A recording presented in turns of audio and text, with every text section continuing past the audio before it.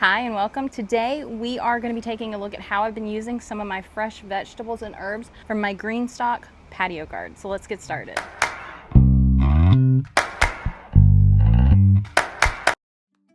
The first thing I needed to do was harvest some tomatoes from my GreenStalk. I'd been gone for a couple days, so I actually had several that were perfectly ripe and just ready to pick. Since I wanted to use them while they were at their freshest, we decided to make a chicken caprese pasta using some of the fresh tomatoes along with some fresh basil from the garden. I really think fresh ingredients make a huge difference in dishes like this.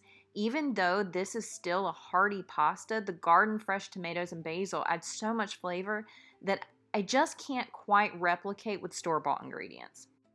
And I have to say, having fresh herbs that I can just go out and pick has really been nice. Especially my sister loves chives, having those. But basil, sage, thyme, rosemary, it's just been really, really nice.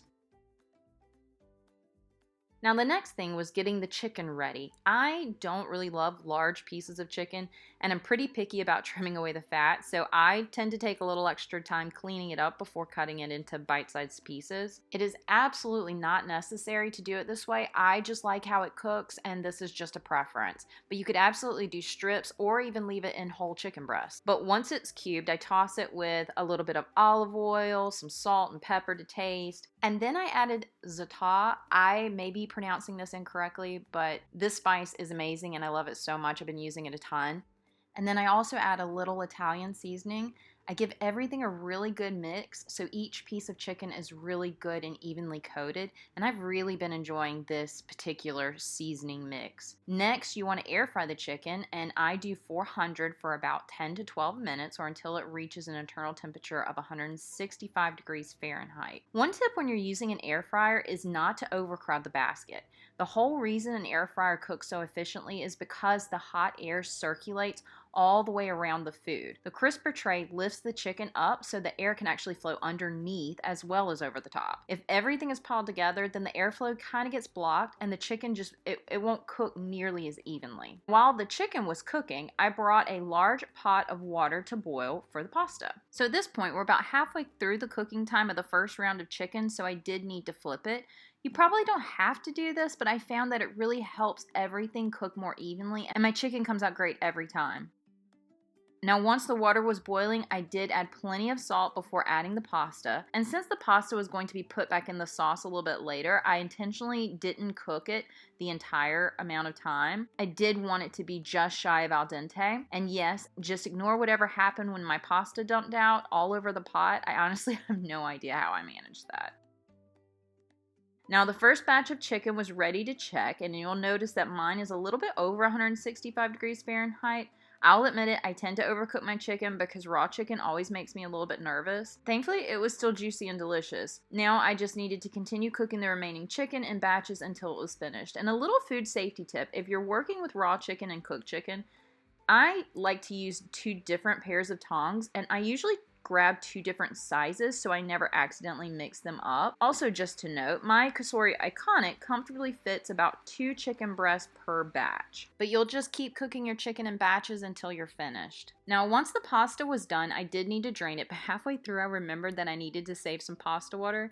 So I quickly grabbed a jar, saved about a cup and a half, and then finished draining the rest of the pasta. Now, using that same pot, I did add a drizzle of olive oil along with some minced garlic, and I let it cook for about 30 seconds just until it was fragrant. Then I added all of those fresh chopped tomatoes from the GreenStalk and let them soften for about a minute or two. Next, we added some homemade pesto that my mom had frozen, but a good store-bought pesto would work perfectly too. Or you can make your own using some of the fresh herbs from the GreenStalk. I also stirred in a splash of the reserved pasta water just to help create a better sauce. Since my pesto was frozen, I let it warm through for another minute before adding the pasta back into the pot.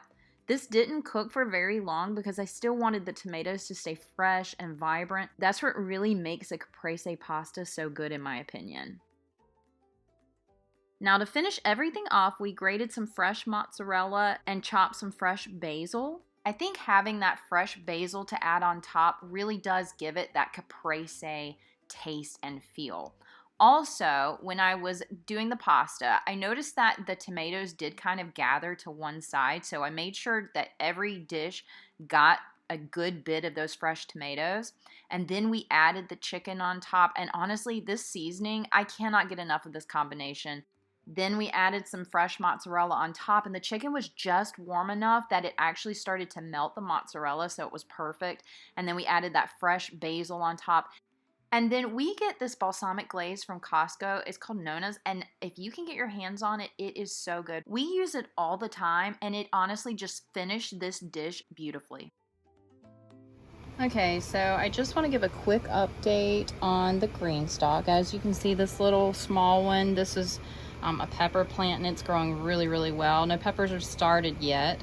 The little chives and obviously some green beans that I need to harvest. But overall, it is doing very, very well. Oh, here's some little peppers starting on this particular plant.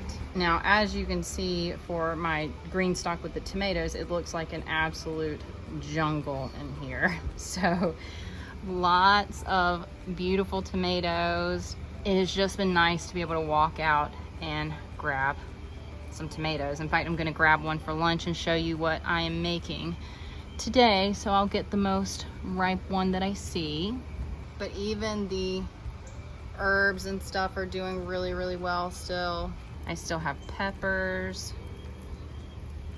My watermelon plant is doing really decently. I did take out my squash plant. Oh, look at that little guy.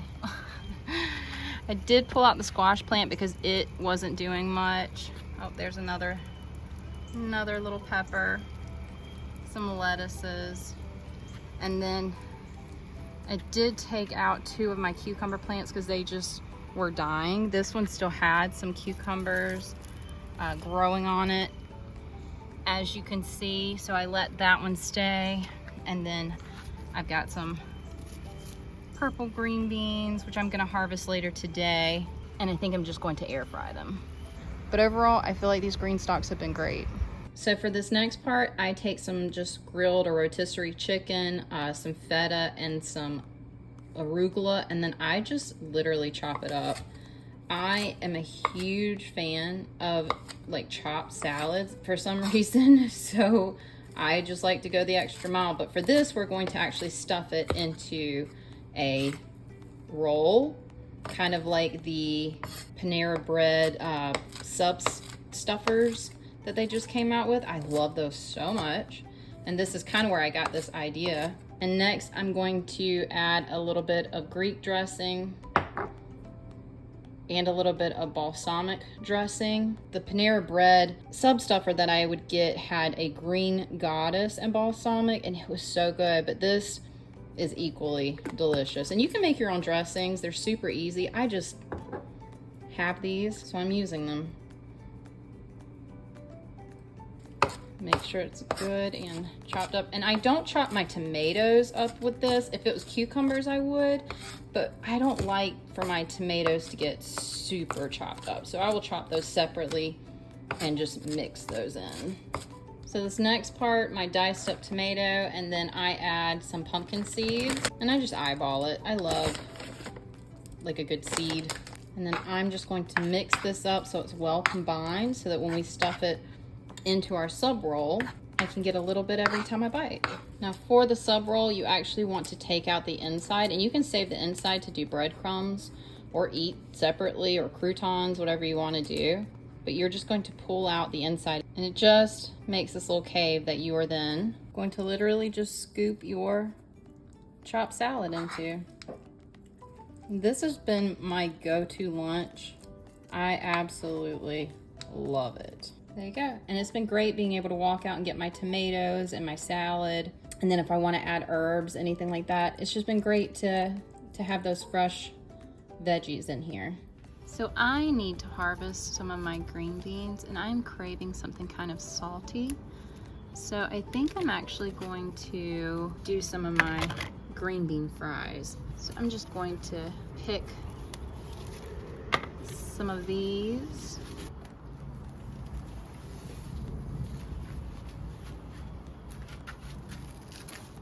I even have a purple one, which I absolutely love. Okay, it was about to start storming pretty badly, so I just went in and picked everything that I had. There were a couple tomatoes ready, obviously lots of green beans, a little cucumber, and a pepper. So I will show you how I'm gonna use this stuff today and go ahead and eat it as fresh as I can. Okay, so one of my favorite things to do is really just eat the vegetables right off the vine sometimes. But when I have just kind of an odd amount of veggies like this, like I had a cucumber and some tomatoes, just random, and a little pepper, cut it up and eat it with some hummus or tzatziki. It makes, honestly, a perfect snack. And it's just, I don't know, it's really nice to just be able to pull it directly off the vine and eat it. So I'm gonna go enjoy.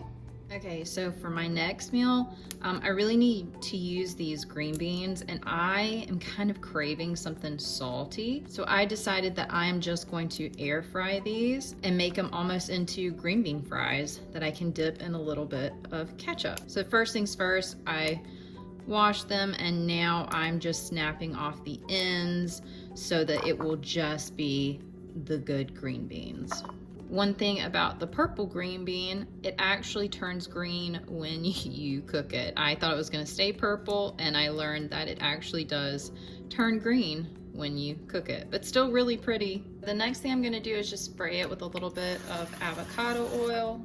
And then I am obsessed with this truffle salt. I just love the taste of it. Now you could just use regular salt or any other type of flavored salt, but for me, I just really kind of want this truffle salt taste. And like I said, I'm craving salty, so I'm gonna go a little heavy-handed on the salt and just mix these up. Make sure all the green beans are good and coated. So since I really want my green beans to kind of crisp up like fries, I did preheat my air fryer.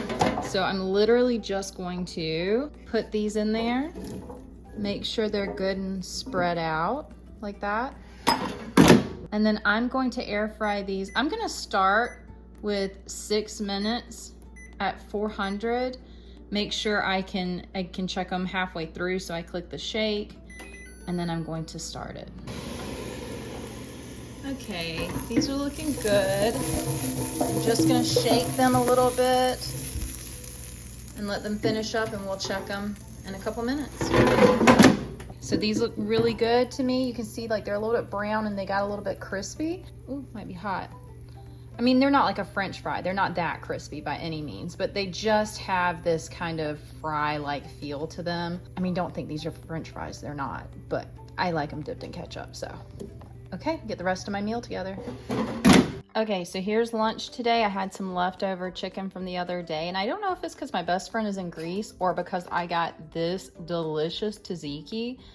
This stuff's amazing if you find it anywhere near you. But anyway, I decided that I was feeling a little bit Greek inspired. So grilled chicken, some of the tzatziki. I have fresh tomatoes almost every day right now. So this is just a tomato, feta, and basil salad with a little bit of balsamic glaze on it. And then my green beans, which I am gonna put a little ketchup on, but that's not very Greek of me, I don't think. I don't know, but ketchup will go on there. So this is lunch. Thanks so much for joining today. I hope you enjoyed it. Make sure to subscribe, and I will see you next time. Thanks, bye.